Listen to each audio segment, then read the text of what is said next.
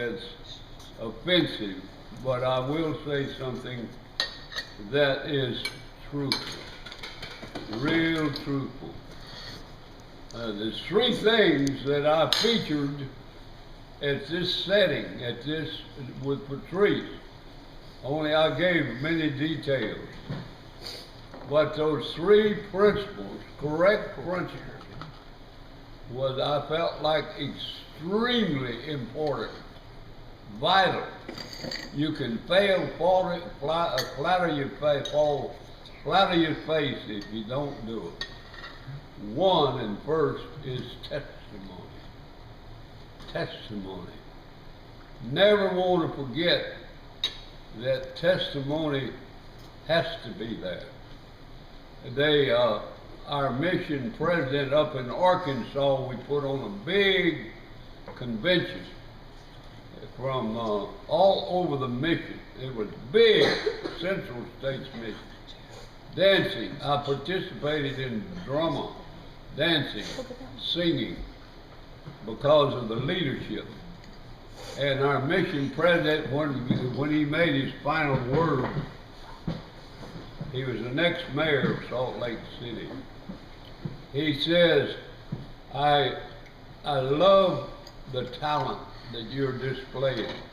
Even running, we had running contest. He says, but if you fail to grow in testimony, you fail. And all these other beautiful accomplishments. And that stuck in my craw, and it was 1940, way back there. And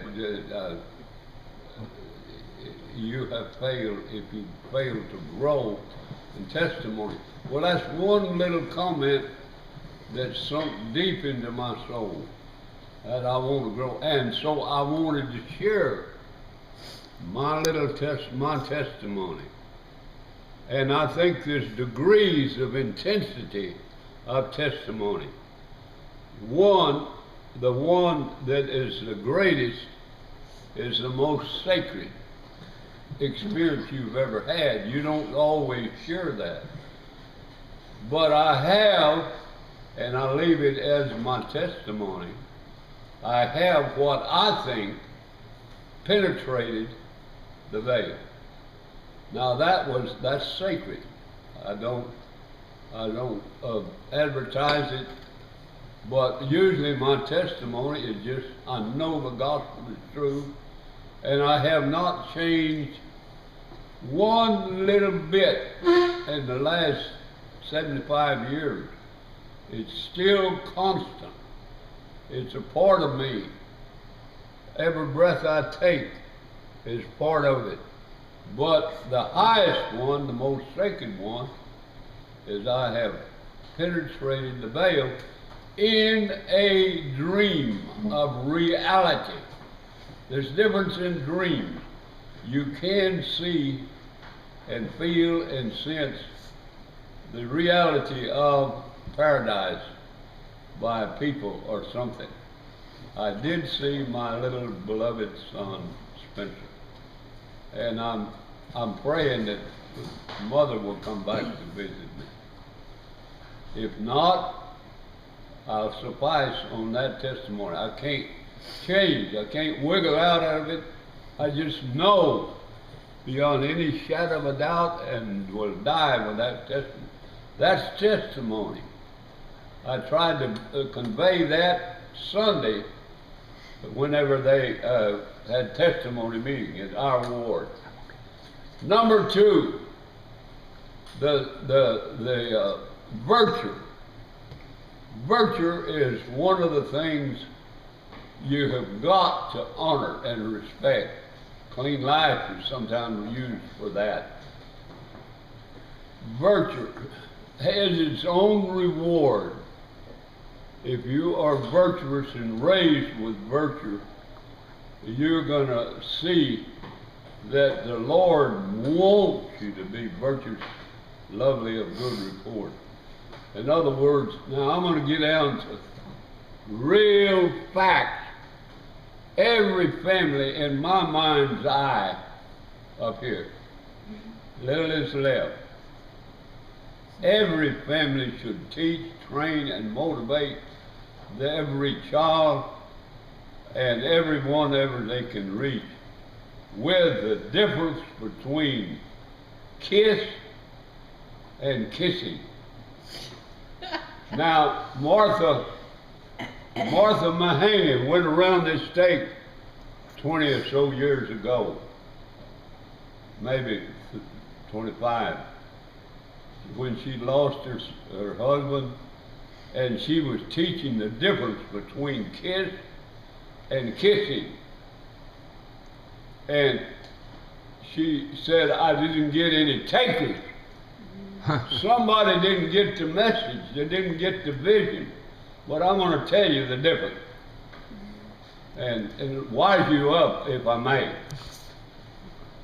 Kissing is what President Kimball says is a good night kiss when you get 16 and you start dating. Boy or girl, that's when you can kiss. But kissing good night, one little smack is not plural. If you don't teach, the damage that can occur from multiple kissing, it leads toward sex sins. Now, not every case, but enough to be warned and alarmed to the hilt, like I did the fish up to here. So just remember that you can't start dating when you reach 15. When you start dating, if you start at 14 or 13 or 14 or 15, not 16, you're too far gone. I mean, you're just jumping the gun. You may be lucky because you come from goodly parents, but you need to honor that difference. And if you don't get that message, then you've lost a certain control. And so you can do everything else right. But if you leave that out and don't emphasize that principle, some bad things can happen. Now, I've seen it, I've watched it, I've listened to story after story through my 98 years. Now the next one is how far the word of wisdom shortens your life. Don't talk about the food is good or bad. Just say, in my information, how much does it shorten my expected longevity?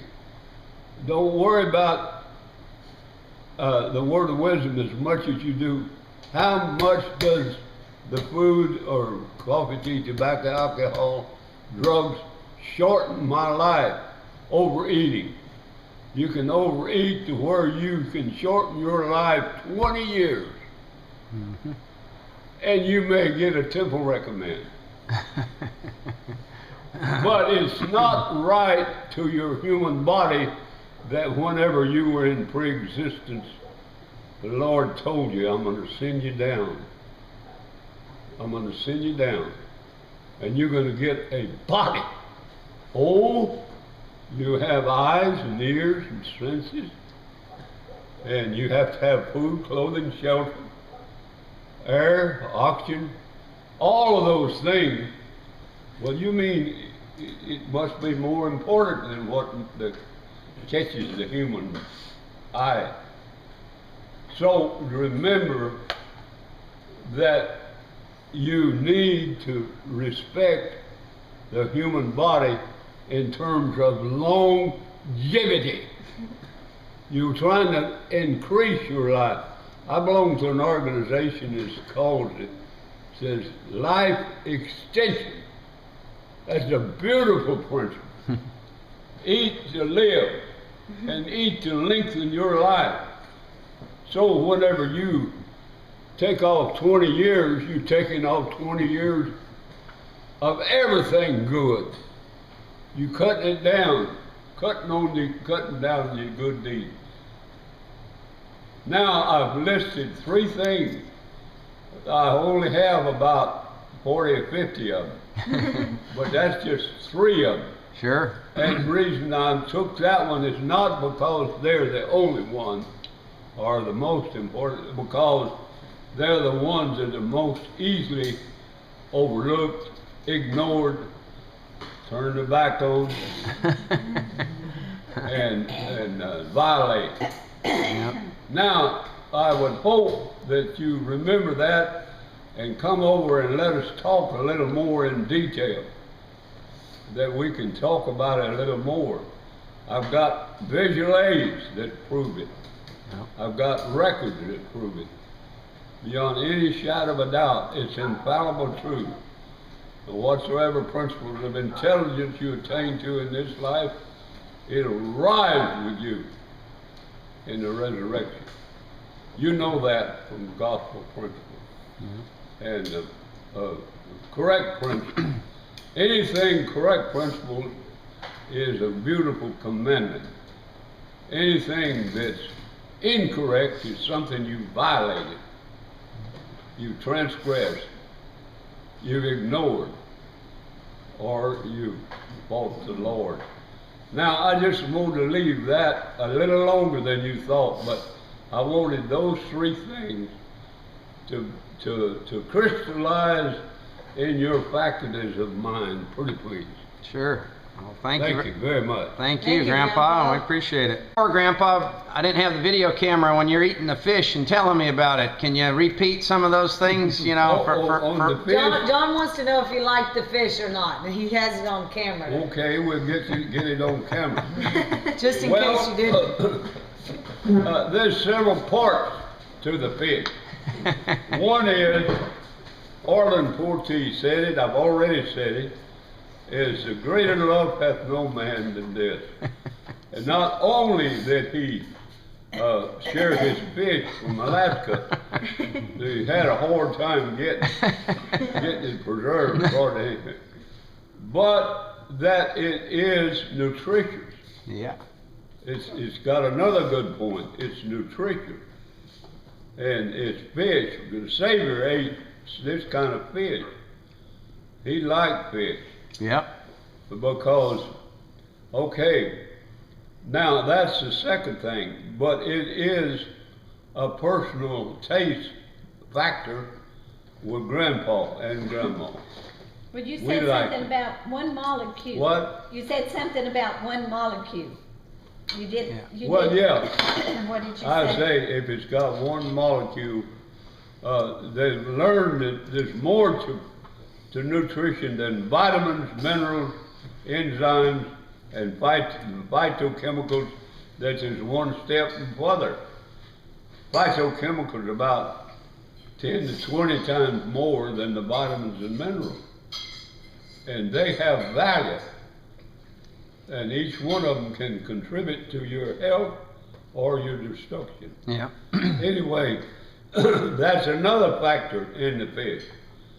But there's no fish that has a better taste as a meat for a person with bad teeth or no teeth. and I can eat it and swallow it partly whole. But it's not pleasant.